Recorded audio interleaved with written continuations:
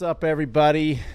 Welcome back to season 2 of the podcast. We're really excited for this year, what's going to happen, and the direction we're going with it. I'm here with Don,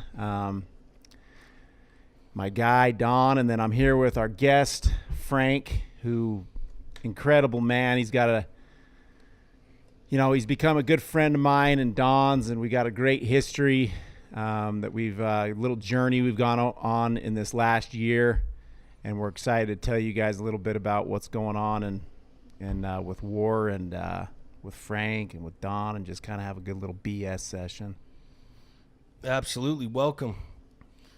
How's it feel to be here, man? It feels good. It's been a long time coming. Been shooting this in our apartment for a while. Absolutely. I was going to say, Frank's at home right now. Yeah. This is where Frank and I live, actually.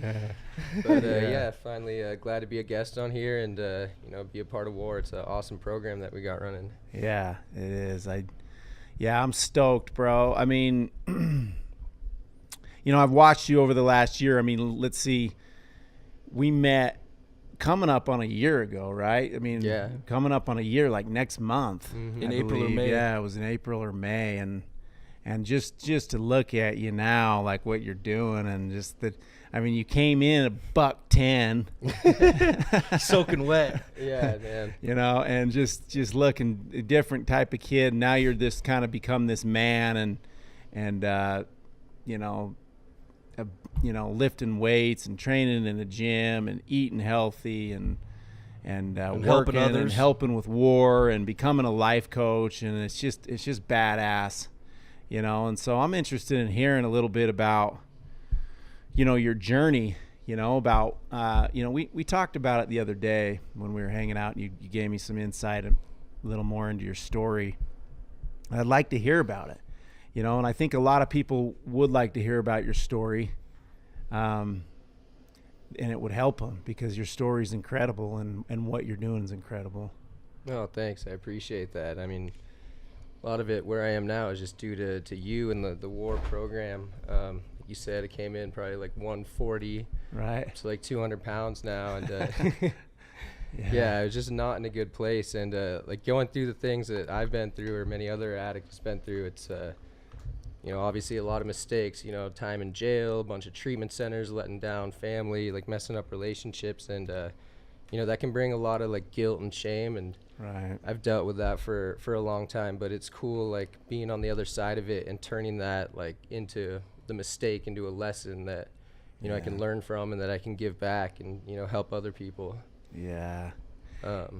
He's been, so just a little insight. So, I mean, our home model with War has always been student to coach, like that's like we bring them in and we love them as students. We surround them with all our coaches or alumni and love them and teach them a way of life. And then boom, they become a coach. And that's where what's happening with him. I mean, we're working with quite a few people right now, and it's just a beautiful thing, and what better way to stay sober?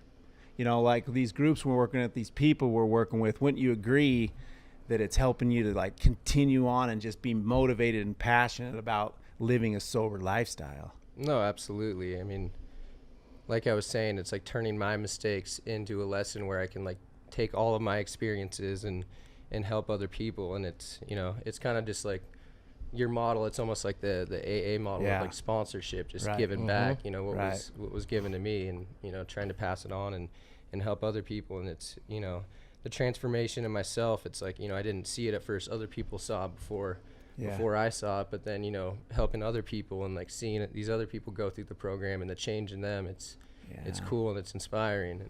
Yeah, that's badass. Yeah, I remember Frank's first day there at War. Just like struggling to do those runs. Yeah. Just the first exercise, he was just like, man.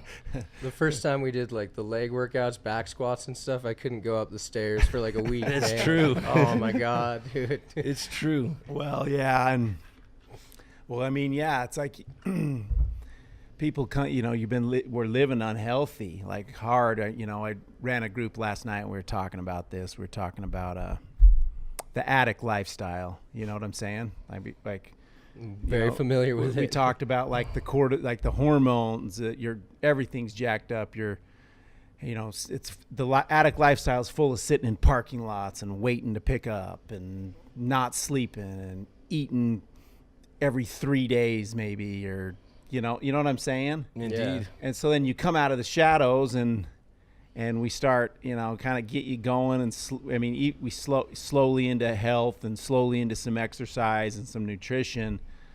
Your body's just like, whoa, you know, like what's happening? Yeah. Well, that's what's cool about this is, you know, I'm not like knocking treatment centers. I've been to a whole bunch of them. Right. And the thing is, like, you know, people would always ask me, like, I've been through, you know, my whole story since 2010 is just relapse, maybe a little bit of sobriety, relapse. And people ask me, like, you know, like, well, what was the best treatment center? What, you know, and the thing is, any of the programs would have worked if I was ready. Yeah. But this time I was ready. But what's cool and what separates the war thing from everything else is like plugging it into your everyday lifestyle. It's like an aftercare type program that you can plug into your life, where, you know, other treatment centers, you do get your 3 meals a day and you go to groups, learn about, you know, relapse triggers and, you know, cycles and all that.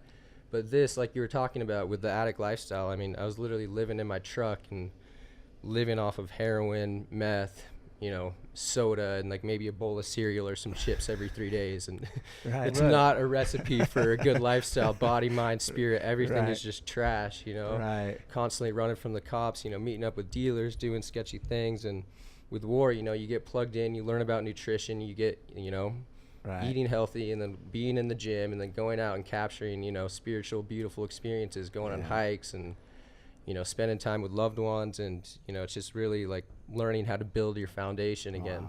Wow. That makes me almost cry, bro, listening to that. Right? That's good shit, man. I think what people maybe want to hear too, and maybe if you're comfortable going there, but I want to talk about, so you grew up in California, right? Well, yeah. So I was born in California, and I moved up to Idaho when I was, you know, maybe 8 or something. And I grew up in Sun Valley, Idaho with my mom. I never met my dad. He passed away a couple years ago. He was like from England. But yeah, it was a cool place to grow up. At first, I kind of hated my mom for bringing me out of California. All my family and friends were there and everything. Right. And I was kind of, you know, like, why am I moving to this, you know, bumpkin little town? But the older I got, the more I got to appreciate it a little bit, just like a small sense of community. And everyone was really like outdoor centered out there. So, you know, from a young age, I was playing tennis and golf and snowboarding all the time and going on hikes and, you know, doing all that stuff with cool friends. And, you know, as you know, in small towns, it's, you know, pretty common for people to get involved in drugs and alcohol early because there's not much to do. I mean, there is a lot to do with that, but, you know, just trying to capture some excitement. And it's kind of funny how it evolved. You know, early on in high school, it was like when we, you know, it's probably on like 8th grade, and my friends and I started smoking weed and drinking, and we're like, oh, this is so exciting and it's so fun, you know. And so use that at first to kind of like make other experiences more fun. Like, oh, we go snowboarding, but we'll smoke a joint and go snowboarding, and it's, you know, it's way more fun, you know. And so it started like that. But you know, I can't speak for my friends going up, but for at least for me over the next couple of years, it kind of went from, you know, those things like smoking weed or drinking or, you know, popping Percocets or something if a friend had them, to enjoy experiences, to having that be the main thing, and then like other things around it. So you know, that if becomes, even other things, right? That becomes the event. That becomes exactly. It's instead of going up to ski and enjoying skiing with some buddies, and you're stoked about the new POW day. Yeah. All of a sudden, you're up there thinking, I'm stoked to smoke this new Kush I just got. Yeah, stoked about a different kind of POW. Yeah, exactly. Maybe throw a little bit of snowboarding in there. Yeah, like or going to the bar afterwards. That same, me too. Like I was just like stoked about partying up there. You know? I bet the first time, I mean, God, I was arrested like the summer, like literally a couple weeks before high school started, with some beer and pot and everything. So my entire high school career, if you will, I was under probation. Like I think in 10th grade, I got off probation for a week or two, and then got caught again by the cops with beer. And then so I was literally on probation the entire time. Right. But I didn't think it was a problem. I was just like, you know, I'm the victim. All my friends are doing this. I'm just the one that got caught. You know. Why am I getting hit? Yeah, I didn't realize it was a problem necessarily. The first time it entered in my mind, where I was like, I might, you know, have an issue with drugs or alcohol, was I think it was my junior year, 2008 or 2009. My friends and I all decided to like stop smoking weed for a month, and we picked February because it's the shortest month. So we're like, yeah, we can do this. We'll stop smoking weed for a month. And I literally made it like 2 or 3 days, and then had to start smoking weed again. And I was like so ashamed, but then I just flipped it around in my mind like, oh, I didn't want to stop for a month. What's the point? Like, you know, it's my choice to keep smoking weed, but all my friends, you know, made it pretty much the whole month. And I was like, you know, I just kind of shook it off. You know, I'm still doing well in school, you know, still, you know, varsity tennis team, you know, doing all this stuff, snowboarding, you know, hockey, like a whole bunch of fun stuff. Isn't that interesting though? You felt that guilt early on. Yeah. And you started justifying it with, well, hey, but I'm doing this, this, and this, and this, because knowing you, and I know you better than most people, you know, you're such a capable, such a smart guy that you had so many things to justify whatever it was that you were doing bad. Right. But that started early, it sounds like. No, I could always like flip it back on you, you know, make some little cute argument about how I'm doing well, and then everyone else is the problem, or society's the problem. Absolutely. Why are you trying to force this on me where I can't smoke weed, you know? Right. And I was doing way more than you guys are. Yeah.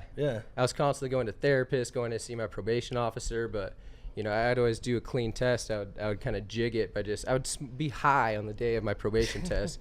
I would just chug like 2 gallons of water, take B vitamin pills, and I'd be pissing yellow water. Yeah. And so as long as the cup was clean, they wouldn't send it to the lab. So I was like, I thought I was all good and being all sneaky and cute, but yeah, life is good. Yeah, I was just hurting myself. Absolutely. Absolutely. Well, that's what's going on with the weed these days. Like even more so probably back when, with how it's all legal and stuff. I mean, that's the same thing that these kids are doing. Like I've heard this from numerous kids.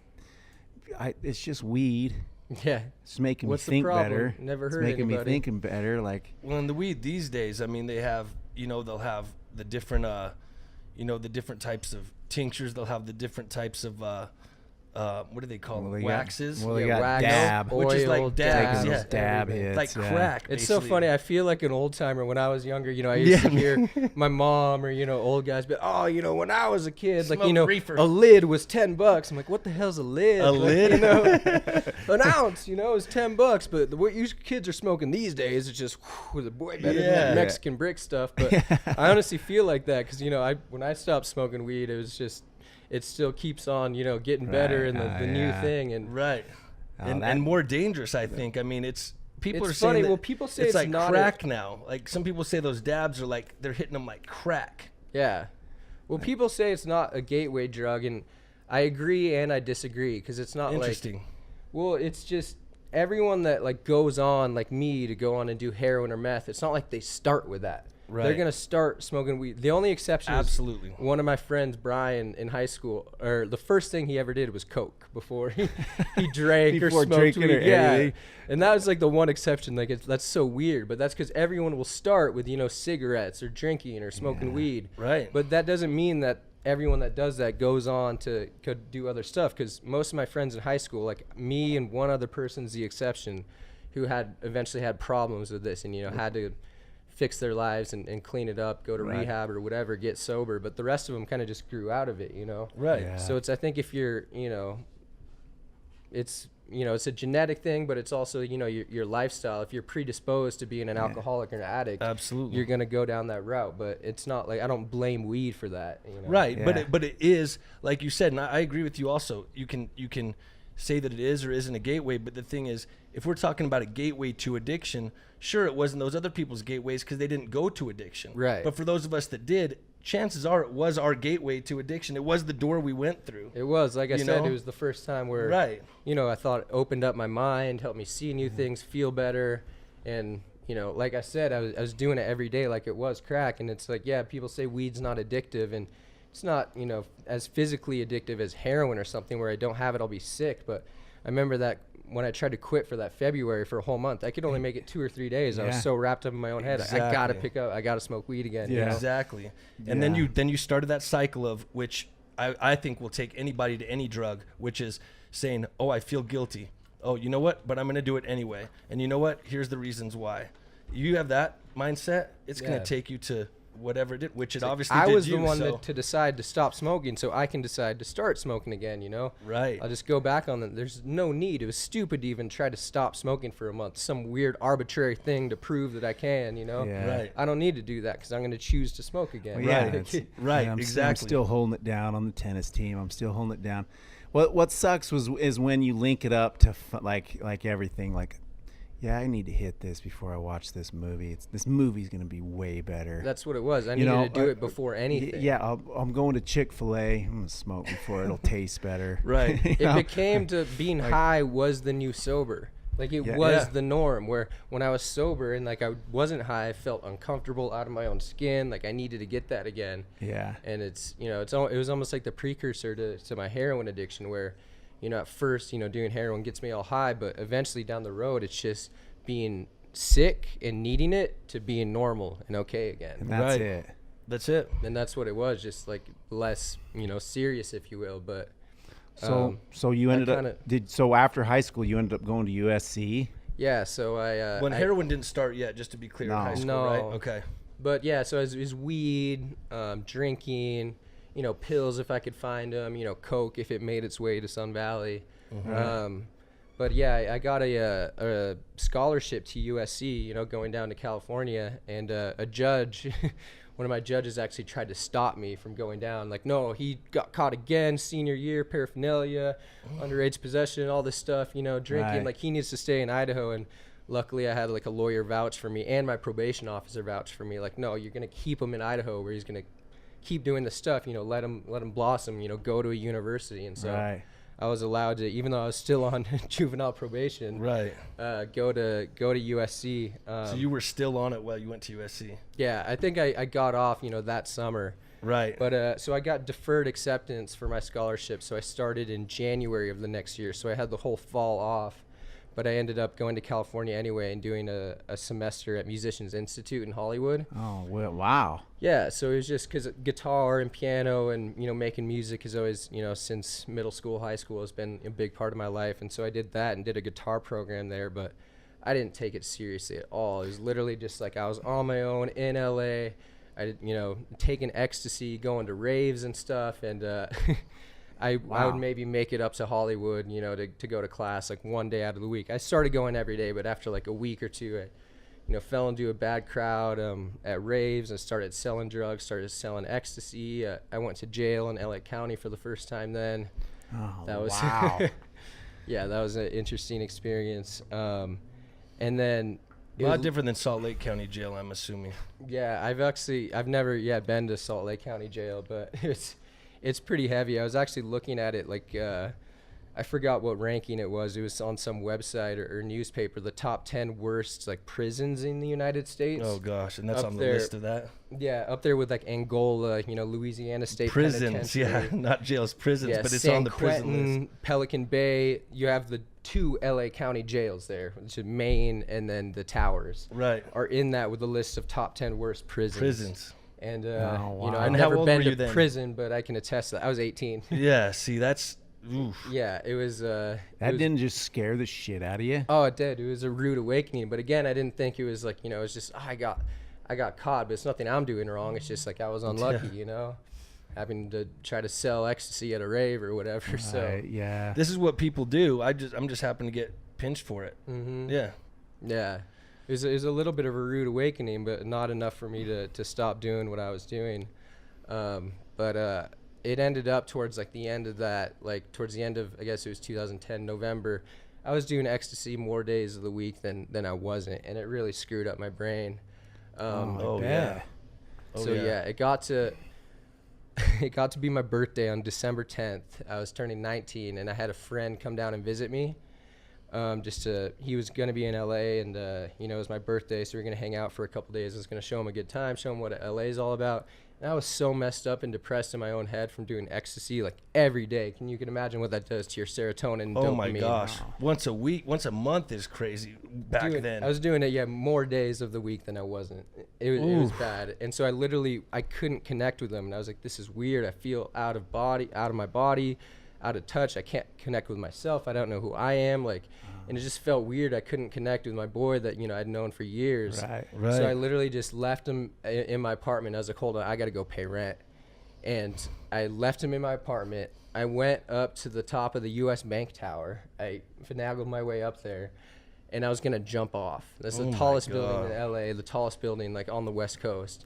And I couldn't bring myself to do it. After being up there for a couple minutes, the security guard came up. He's like, whoa, what are you doing? I was like, oh, I just came to get a breath of fresh air. And, you know, he didn't call the cops. He just let me down, escorted me to the He probably lobby. knew.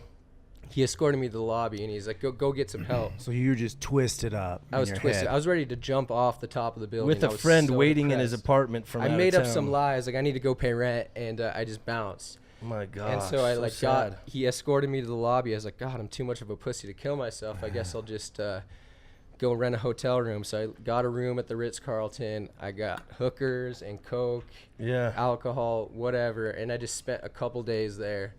With him still in your place? Yeah, he was still at my place, and I turned my phone off. So he couldn't call you? Yeah, so he couldn't call me or locate me. And obviously he got worried, you know, talked to other friends. Like, people got in touch with my mom, my family, and they put out a missing persons report for me. And after a couple days, they found me. There's a door, like a knock on the door, and I was, you know, in my hotel room in the Ritz-Carlton, living it up, you know, with coke, hookers, whatever, you know. Mint chocolate chip shakes. Yeah, trying to make me feel better. I was like, oh, it must be room service. I open it up, and it's 4 LAPD sheriffs and my uncle and my aunt. And they're like, oh, we found you. And one of the LAPD sheriffs pulled me aside with the assistant district attorney of Los Angeles. And they were like, listen, you know, there's a missing persons report. We found you, but we got to let you know, in your apartment, we found a lot of stuff. There was a couple ounces of coke, like pounds of weed, all this stuff. There were about 7,000 ecstasy pills they found. Yeah. And they were like, you're looking, at that point in time in California, 3 ecstasy pills was a felony. So they're listing it off. You're looking at like about 3,000 counts of felonies right now. Charges. They're, you know, the district attorney was like, are you shitting me? 100% serious. The assistant district attorney is like, we're going to be able to plead this down, obviously. And the assistant district attorney was there with you in the hotel room. Yeah. So it was obviously a LAPD family solid. sheriffs, 4 LAPD sheriffs, the assistant district attorney, and my right. And because your uncle had some connections, right, to be able to help a little bit. Yeah, this was a different one. They were just there because, you know, they're worried about finding me. That's right. Yeah. But they pull me aside. We'll be able to plead it down. It's your first serious charge, but no matter what, you're looking at several years of prison time probably. We can't just, you know, make this go away. This is a major bust.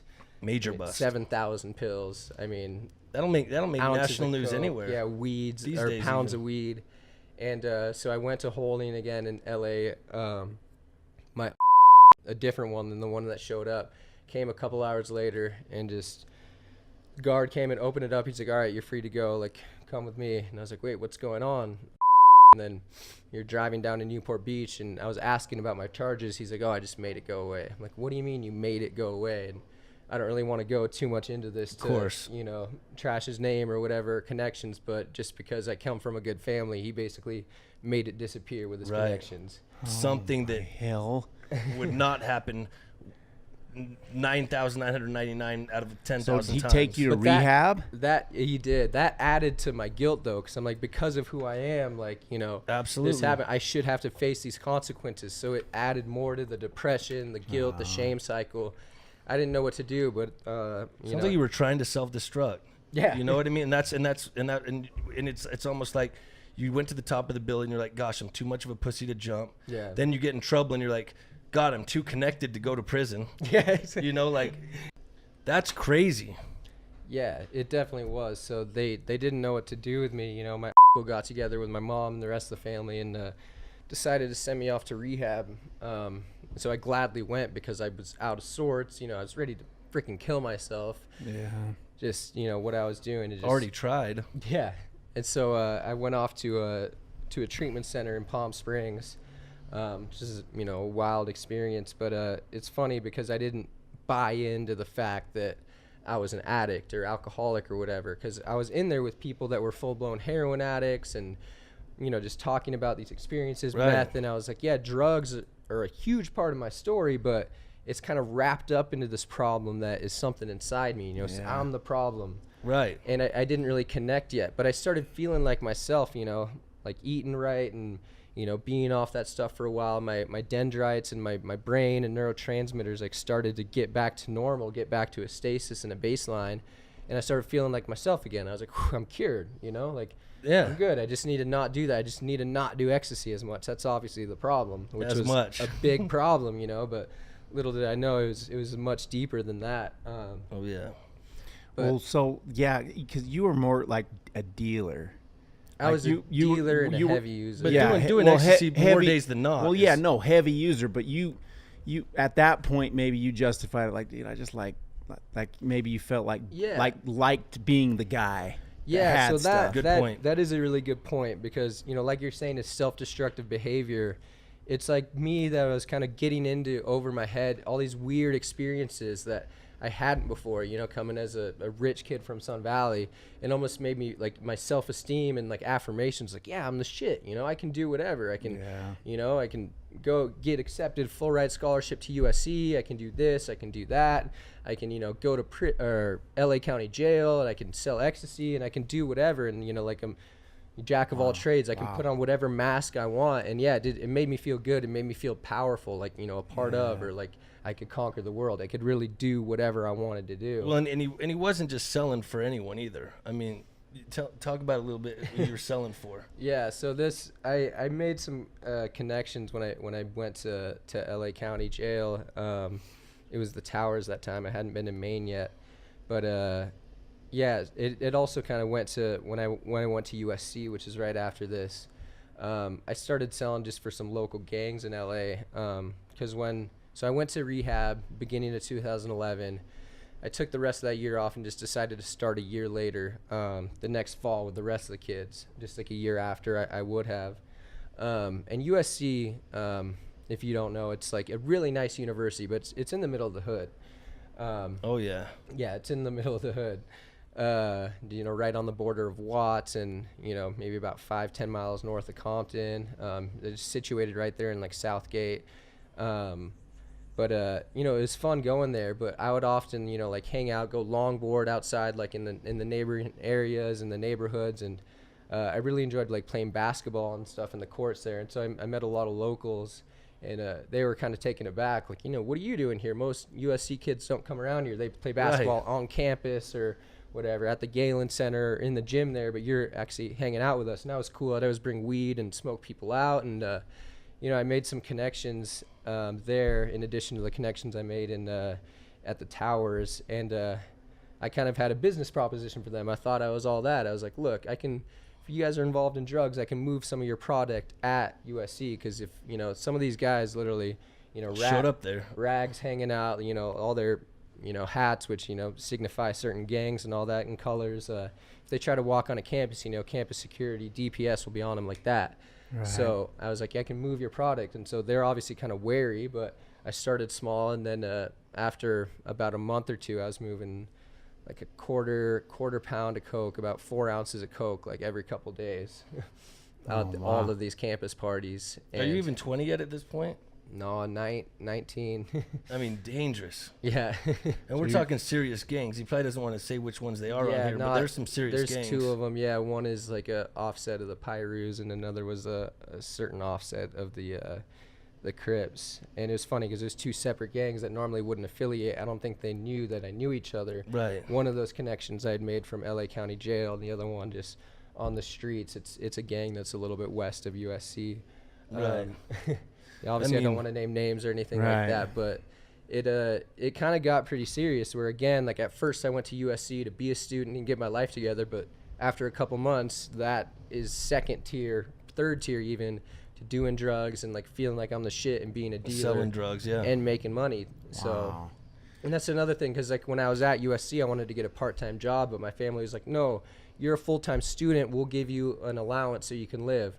but my mom was giving me like $200 a month, and I was like, that's just not enough to live in LA Right. for gas, you know, going out to the movies. I can't do activities with my friends, and so I need to make some extra money. So that's how I justified it. She was weary about giving you money. Yeah, of course, because she drugs. was scared, you know, like Right. after everything that had happened, all my problems in high school, legal problems, Yeah. to going to That makes rehab, sense. you know. she'd been dealing with 5-6 years of this at this point. Yeah. Yeah, exactly. And so, you know, I decided to take things into my own hands and, you know, start selling and making a lot of money. But just living that lifestyle for a while got really took its toll. And there on me were a for couple sure. there were a couple big busts you had to deal with, and something you were basically asked to do that could have been the end of your life.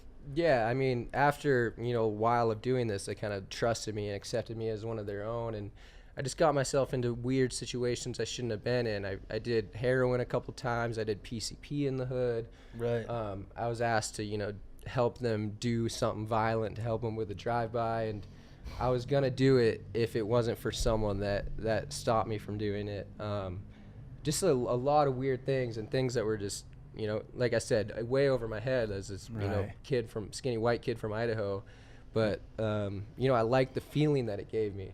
Right. Yeah. And so it was like more than just like, you know, the drug. I was doing drugs all the time, but it was more than just that. It was the dealing, like the feeling of power, the feeling of, Absolutely. you know, like putting a mask on where I can literally do anything. You know, in the day I can, you know, be at USC, I can be in a business law class, spit some shit, have the professor, you know, like write me a recommendation, and then like 2 hours later I can be driving around with gangbangers and, you know, selling drugs, Right. doing whatever. And Yeah. yeah, Wow.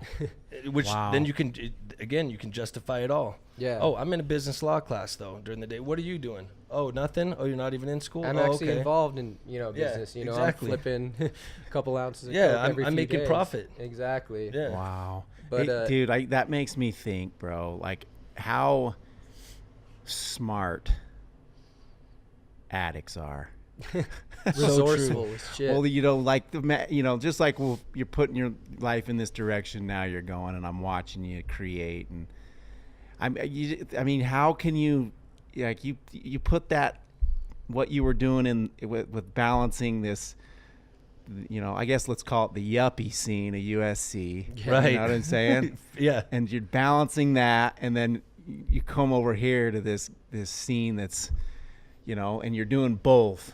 Yeah. I mean, Yeah, well, dealing with people that literally tried to get him to go murder people. would you with call him. that a talent? I mean, that's pretty. It's like it's more than a talent. I think it's a combination of a lot of things. I mean, Frank's extremely smart, you know, and gifted, you know, socially, but it also comes to that inherent resourcefulness and also that thirst for power or drugs. I think that Yeah. he mentioned, because I can relate to that with my story, you know, where it was all about creating both of those, you know, and you do anything to get it. You get yourself in these circles where you're like, I don't belong here whatsoever. There were definitely a couple moments like that.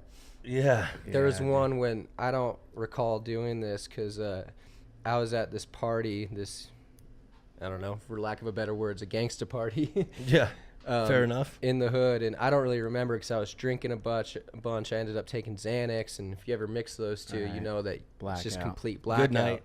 But yeah, apparently I started just making a complete ass of myself, started yelling and bumping into people, and it wasn't looking good for me. And one of my friends, I'll just call him Jay, literally came up to me, punched me in the face, slung me over his shoulder, and then took me on his back to USC, which was maybe like 20 blocks away. Like, and just walked me back an hour at night through the hood back to probably USC. saved your life. Probably saved my life. Absolutely saved his life. Wow. Yeah. Absolutely. They're not he's in their hood at their party acting an ass as a white boy from somewhere else. Yeah. They're you know, Just who thinking is I'm this a kid? kingpin or some shit, you know. Yeah, I don't even remember. I had to be told the story the next day. Yeah, because you wouldn't normally do that. But I when literally- you're that inebriated, it shows that you cannot even. It don't matter how smart you are, how resourceful, how socially gifted you are, you're out. Yeah. I woke up on Jay's couch with just a sore jaw from where he punched me, just probably at like 3 p.m. the next day. And, you know, he was in his kitchen drinking water, and he comes and sits down on the table. He's like, yo, I think that I'm your, like I'm an angel that God sent here to kind of direct you and save you. And I was just like, whatever, man. That was a crazy night. Like, Pretending like you remembered what happened. yeah, exactly. I had no idea. He had to tell me the story and what happened. I was like, I don't think I would do that. You know, I can keep my cool. Like, but Yeah. But yeah, like Wow. you were saying, it's this I don't know, a talent or ability. I wouldn't say. I hope juggle people don't. Yeah, I don't say it's like a talent. No, it's a talent when used in the right direction. But it's still like, a talent used in the wrong direction, and that's why we have a choice. Well, you just see addicts, right? These like people who get bit by it, and like doing, like, you know, even just like you see the I knew a guy who just had like 7 or 8 doctors in his pocket. Mm-hmm. Right, which like is a talent. How he manipulated these doctors, and you know what I'm saying? Social engineering. Right. I mean, absolutely. Yeah. No, not saying it's a talent. That's a talent used with a poor choice behind it. You know, but what's behind it is certainly a talent. No, but with the right, honest, motivation, approach, you can do a lot of cool things in this world. Yeah, you're a millionaire. You're success. You're changing lives. You're changing the world if you're channeled the right way. Right. But like you were saying, it's just this juggling all these different worlds at once, and it worked out for a while. And another big thing I was doing was I was pretty involved in music. I was making a lot of rap music with some friends at USC. So it was that, being a student, doing all this, and it was a lot. And I was able to manage it for a while, for about 2 years.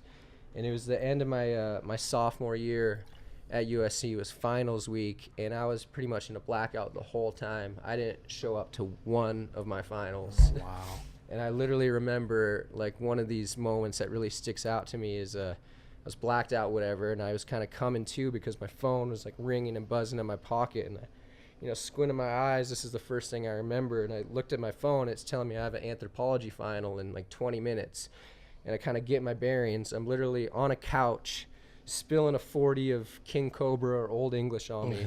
And I'm on a lawn.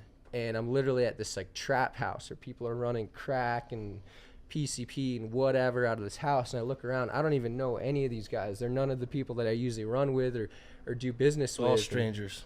And it's literally, and there's, pit bulls chained up to fences. I don't even know where I am. I ask them, and turns out, I don't know if I'm on about like 75th or 80th in Vermont, which is, deep in the hood, about 60 blocks away from USC. It's not a pretty area.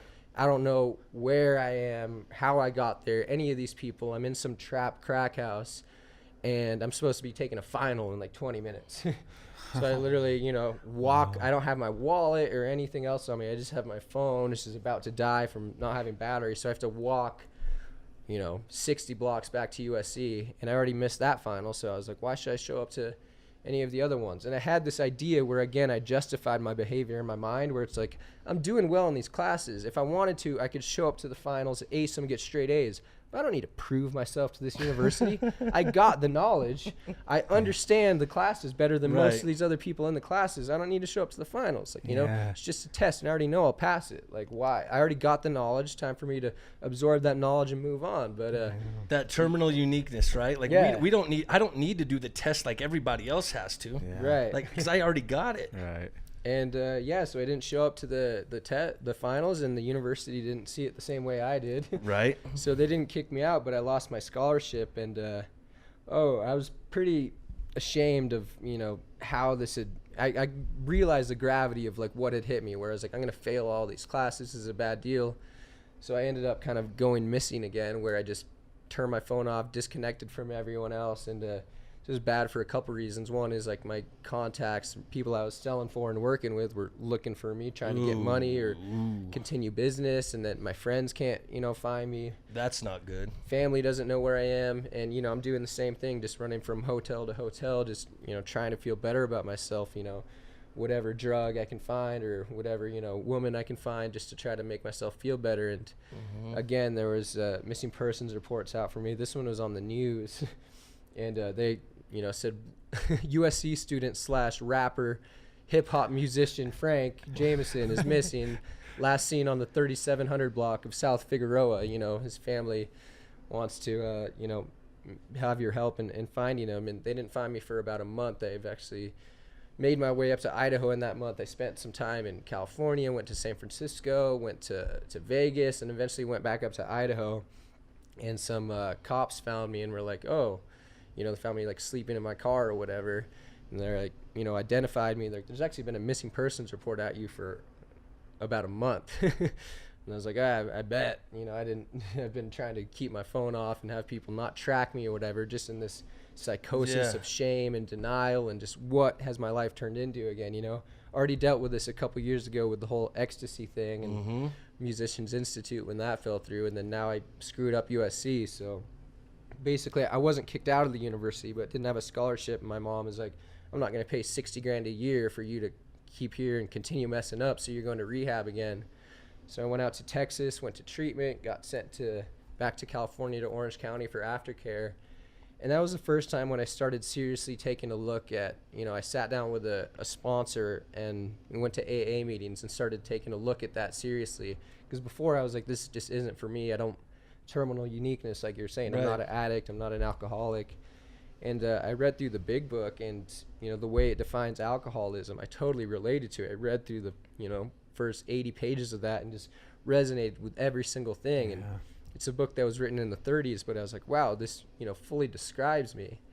Right. And, you know, that's just a really big part of my story. I mean, some people, again, might find this, like, controversial because of the 11th tradition, you know, not supposed to be, like, anonymous and, you know, not kind of spout AA or promote it in media, films, or television. And, you know, I'll just have you know, like, not one person speaks for AA, and I'm not trying to promote it or anything. I'm just saying I related to it, and that's really what helped me for the first time. Wow. Absolutely. I was sober at that time for about, like, a little over a year, and my girlfriend at the time and I decided to have a drink one night. We're like, we've been doing so well for a year. I was actually sponsoring people too. I'd taken people through the 12 steps, gotten them sober. I was sober, doing well, you know.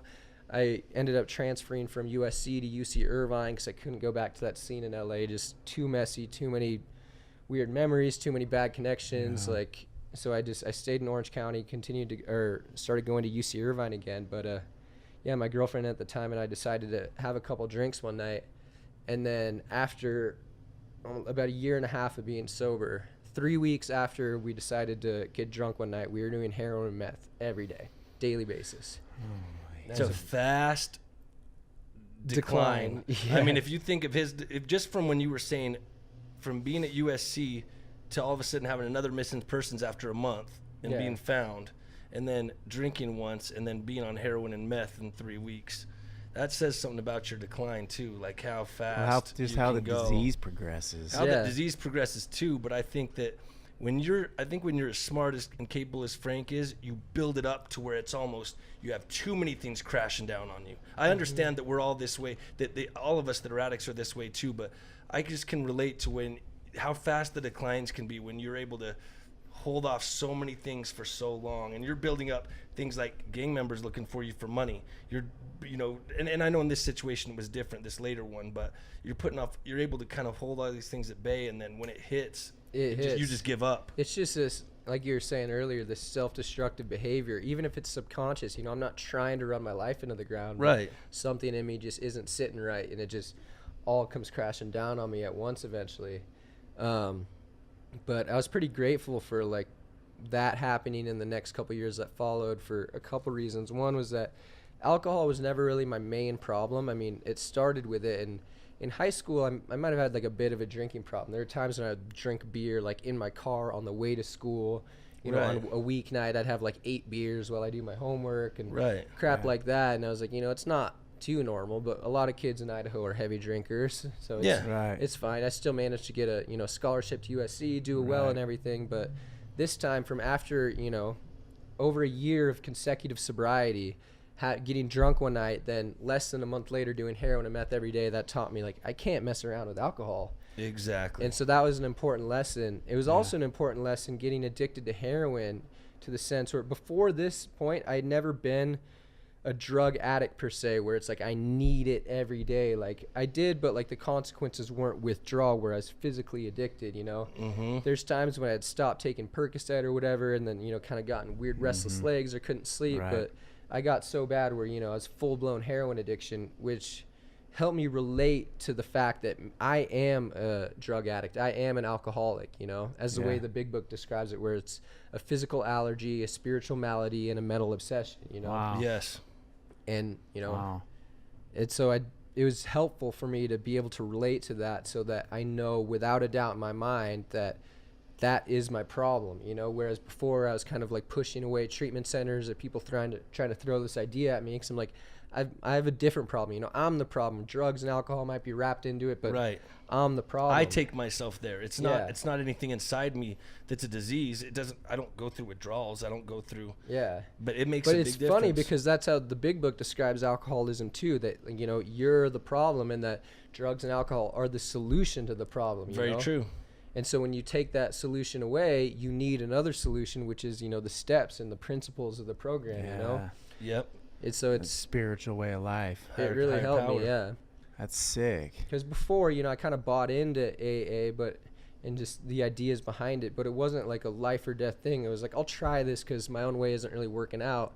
But it wasn't really like an or else. It was like, at any time I want, you know, I can kind of take back the reins and do whatever I want and be fine. Right. That was still in the back of my mind. It was just a resource. But yeah, going through that, and then that was in 2014, 15 when that all happened. And the next couple of years since then, it was like, you know, just struggling with it, like knowing that I needed help, where I'd get sober, go to a treatment center, and then do that for a while, but something would happen, or, you know, I'd slack off and, you know, have a moment of weakness, relapse, and it'd just be a washing machine cycle over and over again. You know, I said I'd never shoot, then eventually I was, you know, shooting heroin, shooting meth, doing all this stuff. And I remember like one low point was I left this detox center in, I don't know, 2016 or something, where I left with someone else, and we were like walking around the streets of Costa Mesa at 2 a.m. in the pouring rain, trying to get a hold of my dealer.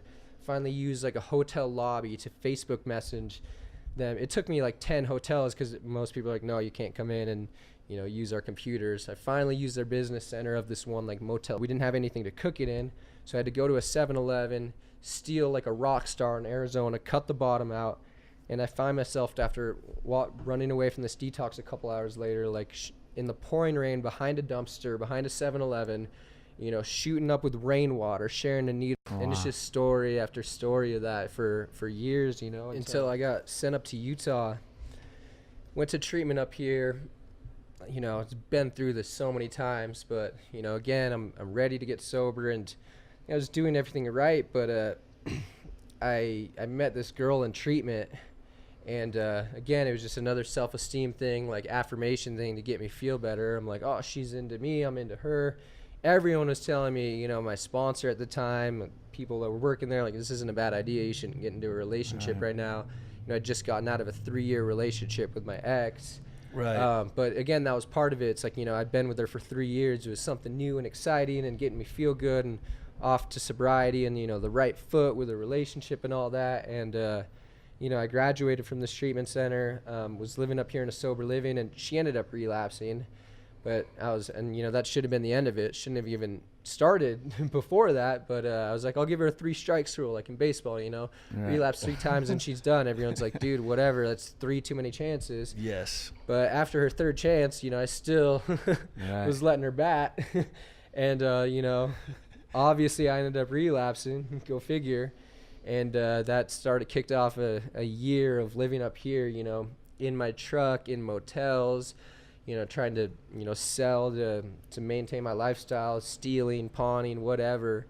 And it was just grimy, man. It was super grimy. So this is then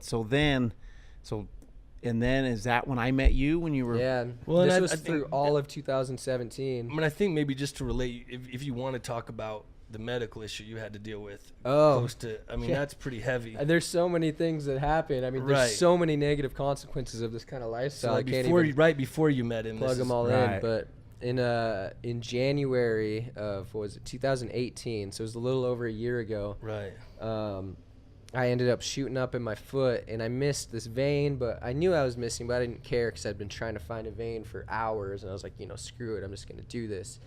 And then like 2 days later, my foot started feeling really weird, you know, almost like a sprained ankle. I was like, it's all right. Then like a week later, it was super red and infected, and I was just like, this is really bad. I got to go into the hospital. So I went into the emergency room down in South Jordan, and they're like, oh yeah, this is pretty serious. You know, you got a serious infection. Like, they didn't really know what it was. They had to run tests to see the kind of bacteria. But they're like, here, take these antibiotics, and you know, come back if it, you know, gets worse. Where they like drew with a Sharpie a line on my shin and a line on my toes, where like if the redness goes to your toes or above your shin here, come back immediately. So I was taking the antibiotics, and it didn't go above those, but my foot just started turning purple and swelling so bad. And I think, you know, it was the antibiotics were killing all the healthy bacteria, but not strong enough to kill like what it actually was. So it just got, you know, exponentially the worse. opposite. In like 2 days, it turned to so bad where it was literally, I was in tears almost like all the time. My girlfriend at the time thought I was just, you know, like seeking attention. Hamming it up. You know, quit being a baby. I literally couldn't walk. We were still going to meet the Well, and it was purple. Yeah, it was purple. We were going to meet the dealer every day. So she'd literally like piggyback me to the car so we could drive. And I'd be in the back seat like crying while going to go meet the dealer. You know? Still just wanting to get high. Like I need to get high. Otherwise, I'll be dealing with the foot and I'll be throwing up. Which it just caused the foot. Yeah, right. Withdrawn.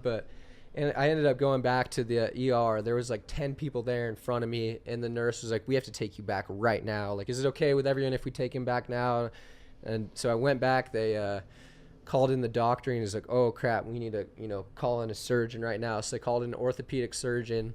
This guy came in. He's like, took a look at it. He's like, "Wow, we need to get you into surgery right now, or you're gonna lose your foot." And I was like, "What?" Or no, the first thing he actually says to me is, "I'm gonna do my best to try to save your foot." Imagine hearing that. I literally was like so taken aback. I knew it was bad, but I thought they could just, you know, put me on IV antibiotics. I'm gonna have a surgery maybe. Drain it or something, and I'll be fine. But I'll do my best to try to save your foot. And I'm freaking out. In other words, the odds are you're gonna lose your foot. Yeah. Then he starts telling me the next thing is about how how good life can be as an amputee. Oh. And I start freaking out. And he's like, "It's okay. I specialize in knees and hips. Like, you know, we'll get you in there. I'll do my best." I was like, "Why don't we get a foot specialist if you do knees and hips?" He's like, "That could take like 8 hours. You don't have that much time. You don't have time. Every second we're spending here is like more of a chance you're going to lose your foot." So they put me into surgery. I have 5 surgeries over the next 2 weeks. I'm in the hospital for about 20 days and get sent home with like a vac and everything, like a wound vac and all this stuff, all this antibiotics, and have all these surgeries. I go to a plastic surgeon. They do a skin graft, but I was still doing heroin and smoking cigarettes and all this stuff, so I wasn't healthy enough. The skin graft didn't take, and the guy was like, "I'm done with you. You're not listening to me." So they sent me to wound care, and over the next couple months, I was eventually able to get off crutches and start walking again. I still have a gnarly scar there, obviously. Well, and you'd stopped using in between that time. Yeah, and I'd stopped which using. was huge because... Well, so that's when I met, because when I met you, you always had to have that sock. Yeah, You wore that sock, and you know, when we first started in the gym, we had to be careful. Yeah. So that was right around that time. Around this time, I met Don, and he was trying to find me, so he hired like a local police officer to put APB out on my car. Yeah. I was sleeping in my truck with my girlfriend, and I get like a knock on the window. We were there probably 9 a.m. Yeah, sleeping in my car. The car windows are all fogged up and everything. It's, you know, winter. It's what, February, March or April or something. It was April. Yeah. And I'd been trying for the last several months to try to get you into treatment. And you'd be like, "Yeah, man, I'm going to go meet you at detox," you know. And yeah. And then, but this time, that's you were the serious. Delusion of addiction, which is such a because you trippy meant part of it. I could tell you meant it when you were saying it. You're like, "No, I promise I will be there at uni. Yeah. Meet me there," you know. And I'd call you and you'd be like, "No, I really am still going there. I'm not telling you to like not go. I'm still coming there." Until finally like the 3rd or 4th hour, then you'd be like, "Nah, dude, you told me actually to give up on you, bro. Just commit. Just give up on me. He actually said, "Give up on me." He said, "Dude, I'm a lost cause. Yeah. Give up on me." And he was dead serious.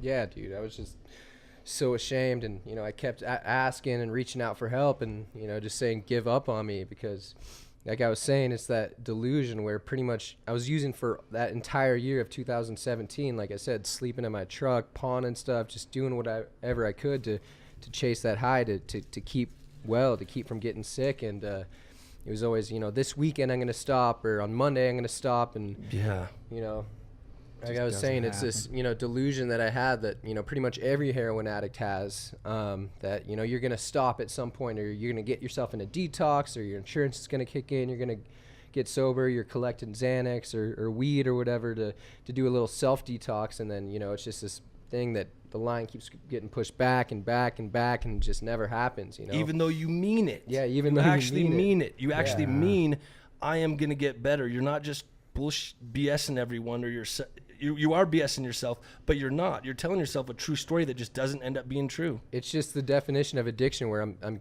still continuing to use against my own will. I don't even want to, but it just continues happening. That's what's so sad, is so many good people are drug addicts. Yeah. You know what I'm saying? Best people. Yeah, the best people I've ever met. And in fact, I say this all the time. I'm like, dude, I'm most comfortable talking and associating with those that struggle with substance abuse, because you have conversations that are so magical. Yeah. You know, I mean, I remember my wife hearing me talk I was on a phone call with a dude, and we were talking, and we were talking about like Satan and God and like life after death, and like, you know, the conversations you get into Deep stuff. with addiction. And I remember when I got off the phone with this dude, my wife was just like, "The hell were you guys talking about?" Like, and I was just like, it's pretty. But you can have those conversations in addiction. You know what I mean? They're awesome. It's cool because absolutely, you go through this, you know, period of trials and tribulations, and you experience life in a way that like no one else has experienced it. So like I was saying, you know, earlier about how I was like living all these different types of life as a USC student, as a, you know, a kid from Idaho, to like being to the gutters of LA, to going to jail in LA, going to jail in Orange County, going to treatment, experiencing heroin addiction. Like, I've experienced all these different aspects of life, so I can really relate to so many different people. And actually going through it, like, you know, it's almost like a gift, you know, all this dark shit that I was going through is a gift that, you know, I can not only like a lesson where I can turn my life around, but talk to other people, and, you know, just experiencing all these different aspects of life that, you know, no one really else has a chance to, except for addicts and alcoholics and drug addicts. And you're able to relate to these people on just a different kind of deeper level. Well, yeah, bro, you got your PhD in heroin. Yeah. You know what I'm saying? I mean, and drug addiction, hardcore drug addiction. And you look at the, you know, you go get a degree up, and say you get a degree at USC. It's awesome. It looks good on paper. You know what I mean? Right. Help you get a good little gig, you know? However, what's the more important degree? Recovery. Freaking that degree in heroin, and PhD in the drug addiction, the school of addiction. You know what I'm saying?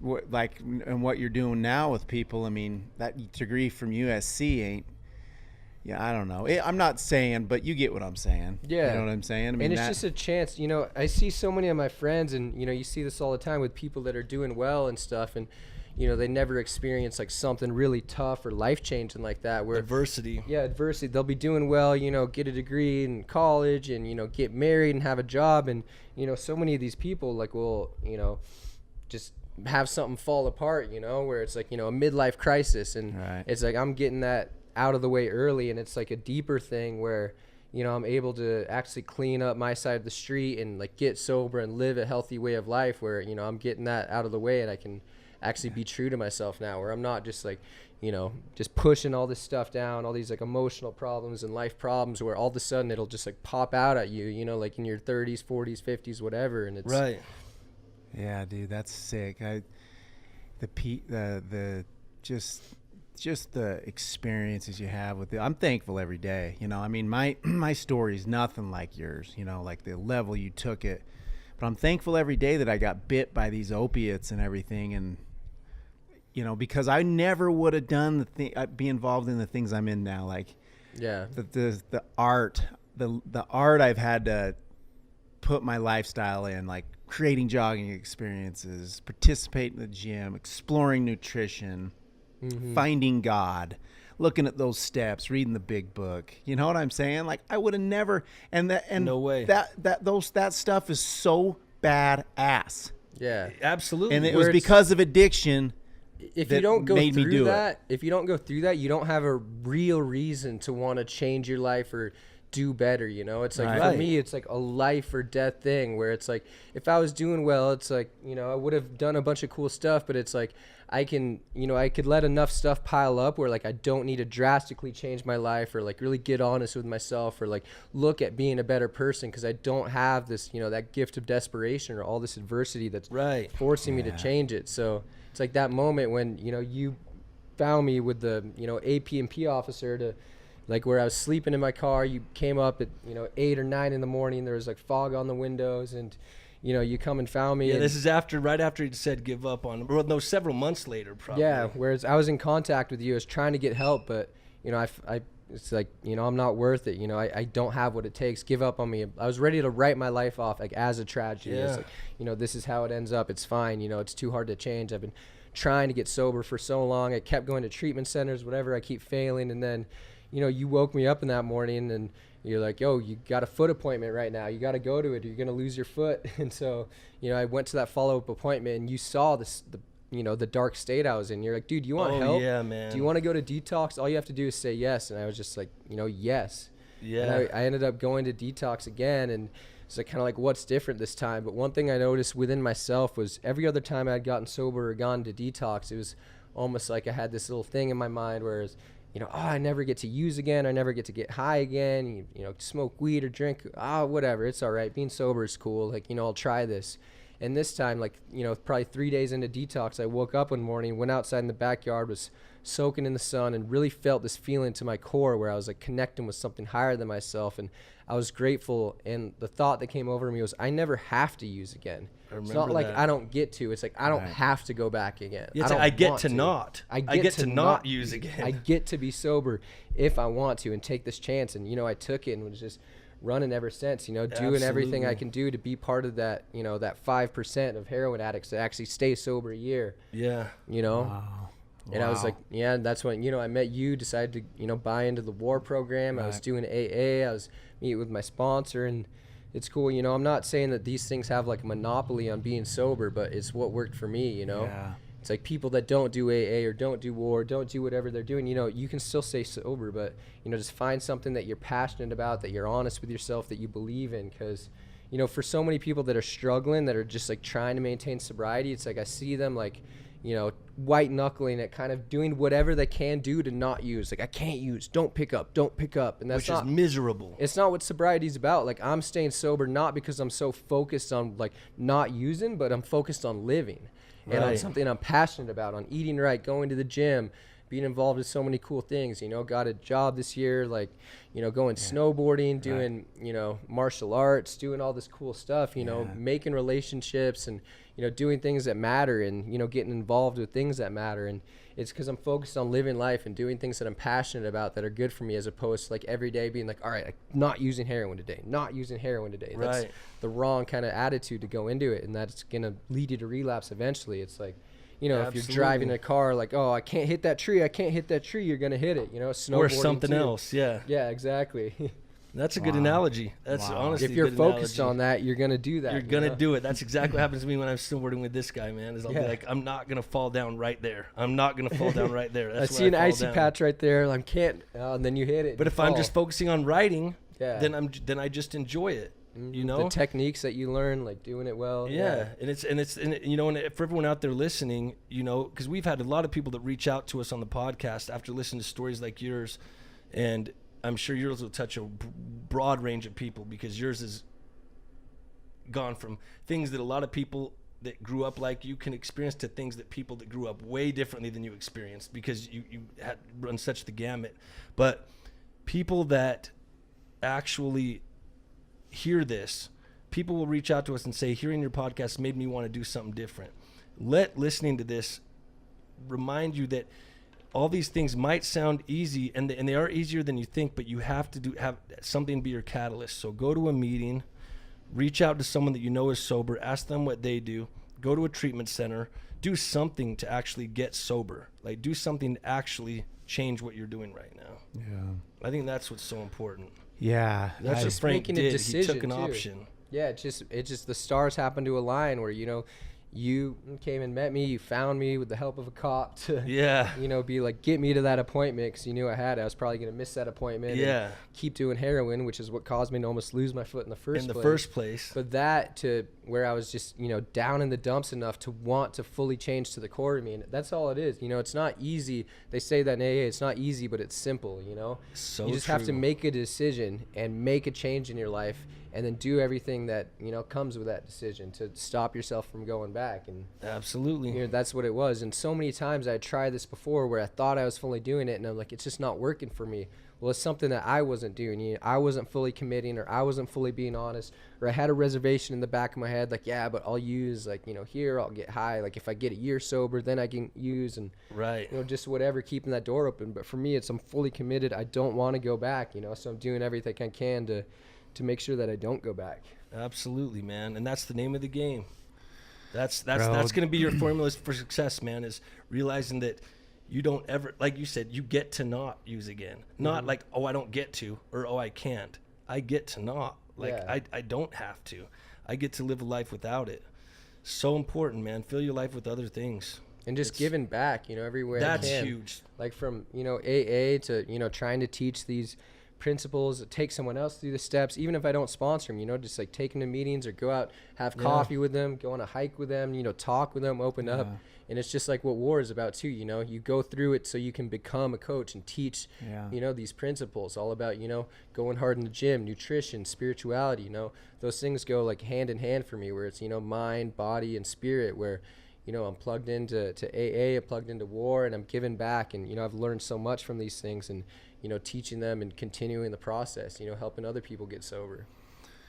God, dude, just gets me emotional hearing you talk, dude. Like, this is like, I just get I'm just baffled listening to how much you've grown, you know, like it's incredible. I appreciate you sharing everything that you just said, because it's some powerful shit.